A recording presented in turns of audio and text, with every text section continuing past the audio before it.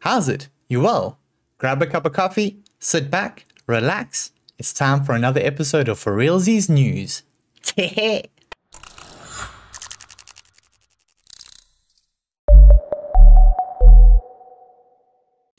Overwatch 2 teases a crossover with Diablo 4 for Season 7, as well as a badass Moira skin.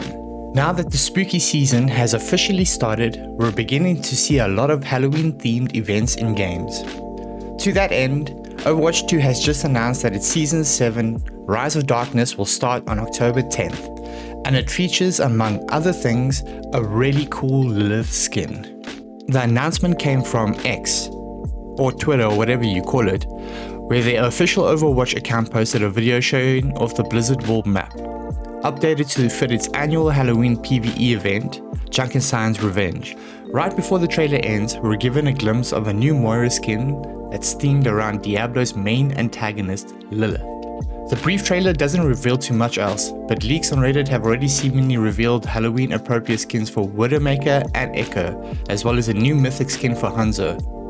In addition to the newer season, over the Overwatch League Grand Finals, devs shared a deep dive on Samoa, the latest map, which is set to be a control map that'll have players fighting over areas that include a beach, downtown, and volcano points. Samoa is scheduled to launch alongside Season 7 on October 10th. Ubisoft asked fans to not spoil Assassin's Creed Mirage as release date approaches. In a post on Twitter, Ubisoft made clear it still wanted people talking about the game, of course, but said players shouldn't share spoiler-filled comments or posts online without marking them as such first. No spoilers, Ubisoft said in the post. With the launch of Assassin's Creed Mirage upon us, we would kindly ask you to consider your fellow assassins and refrain from posting or sharing unmarked spoilers that would impact their experience. Thank you, the wait is almost over. Unwanted spoilers are practically commonplace in the video game industry, with leaks of trailers, gameplay, achievements, and such often appearing online before games even launch. Asking players to be cautious of spoilers, as Ubisoft has done before, is fairly normal.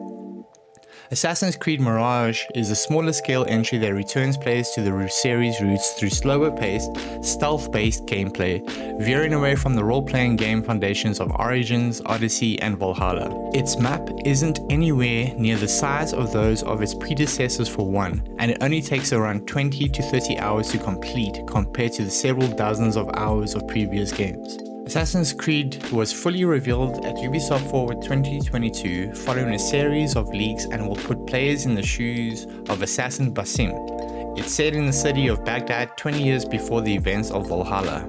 We at Nibble are releasing a hands-on preview of the game, so please look forward to that video releasing soon. Payday 3 developers have declared that matchmaking issues are over and that there has been 3.1 million players since launch. After a disastrous launch that saw Payday 3 unplayable for many, developer Starbreeze has declared the matchmaking issues over, opening the door to a big update for October.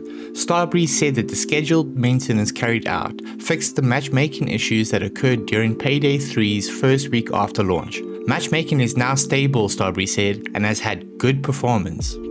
The developer bigged up the popularity of Payday 3 since it came out, saying it had a peak concurrent players of 124,000 and during September saw 3.1 million unique players. Starbreeze said it will now intensify commercial activities around Payday 3 after an initial pause. This starts early October with the game's first update, which will focus on improving the game experience. Further updates will target quality of life improvements, bug fixes, and new functionality. Valve's long-awaited sequel has arrived. Counter-Strike 2 has been released and it is free to play. The rumors were right. Valve officially launched Counter-Strike 2 with very little advanced warning.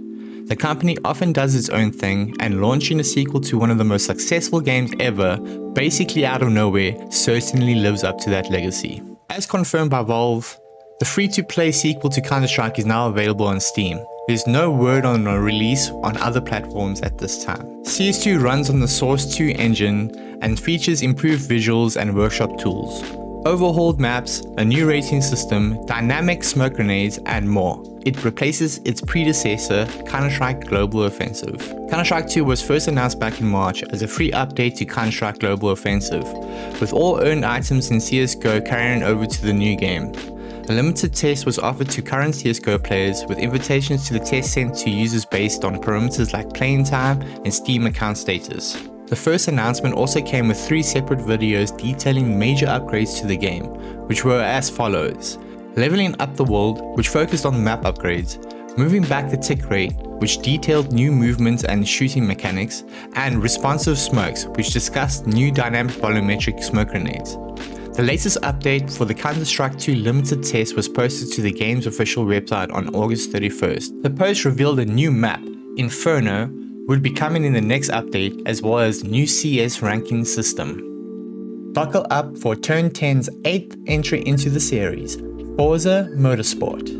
The 8th Forza Motorsport, simply titled Forza Motorsport rather than Forza Motorsport 8, is coming out on October 10th. It's been in development for years by Turn 10, which considers the upcoming Forza Motorsport a reboot to the series, a change in fortune for the franchise, which makes sense, considering Forza Motorsport 7's lackluster reception. Motorsport differs from its popular franchise sibling, Forza Horizon, the more loose arcade-style racing game, by featuring cars in closed-circuit racetracks instead of an open-world setting. Forza Motorsport will be released on October 10th.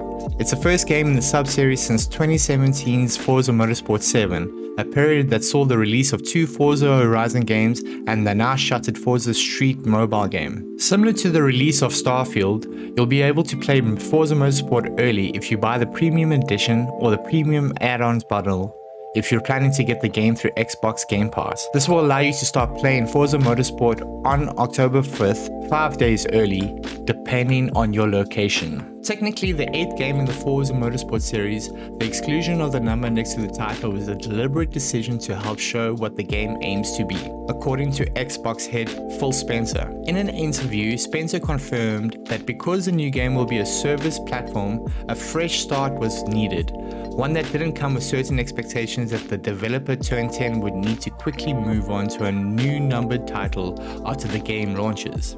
Spencer said, "And it's like, no, we want this to be a place that people feel like they can invest their time, they can invest their experience, and know this is a place that we're going to be investing in Forza Motorsport for years to come."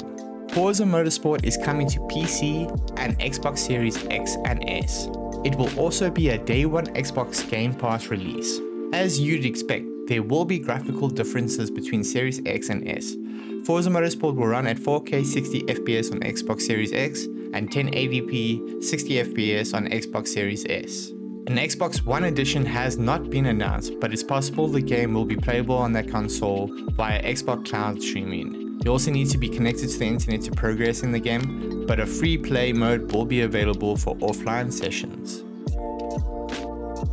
Alan Wake 2 release is just around the corner, and boy, are we excited. 13 real-world and in-game years have passed since we left Alan Wake in the dark place. The 2010 action/psychological thriller gained a cult following thanks to a compelling narrative that blends Stephen King-esque psychological mystery with the quirky charm and evocative surrealism of Twin Peaks. In the decade plus since, Remedy has grown to become one of the industry's premier development studios, and now it's writing an all-new chapter with its first survival horror game, Alan Wake 2. Alan Wake 2 will be released on October 27th for PS5, Xbox Series X and S, and PC. The survival horror game will cost $60 on console and $50 on PC. Alan Wake 2 picks up 13 years after the original. Alan, having saved his wife at the end of the first game, remains trapped in the dark place, a nightmare world with the power to turn fiction into reality. For over a dozen years, the writer has tried to write himself out of the dark place without success. Complementing Alan's horror story is the plight of the game's second playable protagonist, accomplished FBI agent Saga Anderson. As Alan tries to write himself free, Saga is in base reality investigating a series of ritualistic murders in Bright Falls, where the first Alan Wake was set. The protagonist's story begin to merge when Saga finds pages of a horror story that starts to come true around her. Alan Wake 2 is set across the Pacific Northwest locations, Bright Falls, the nearby fishing logging city of Watery, and the fenced-off Cauldron Lake. Alan Wake 2, unlike its T-rated predecessor, is rated M. Creative director Sam Lake called the rating liberating, to not make, compromise, or censor yourself with the content. He added, "For anything to do with Alan Wake, the story is very central. This horror story. Let's do Remedy's take on a survival horror game and focus on story. The horror story is the psychological, layered, deep mystery to dive into. And yes, it's going to be scary." And that's it for this week's episode of Forealzies News. If you haven't eaten yet, don't forget to eat, don't forget to hydrate, and most importantly, don't forget that I love you.